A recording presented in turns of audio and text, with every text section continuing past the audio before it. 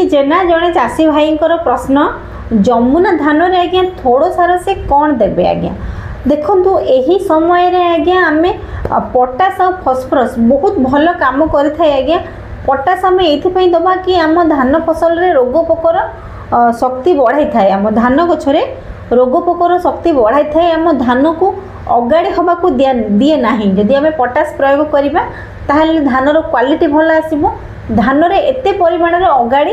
हेबो नाही जदि आपण एका सहित पोटास एवं फस्फरस दवाई चाहउचंती ताहले आपणको पय बेस्ट रहिबो एनपीके 05234 आगे आपणको पय बेस्ट रहिबो ता सहित आपण बोरन को देई परिबे एनपीके 05234 आगे आपण गोटे केजी रु 2 केजी भितर आगे आपण देई परिबे एवं बोरन को आगे 100 ग्राम रु 200 ग्राम भितर दे पारे जदि आपण एही समय रे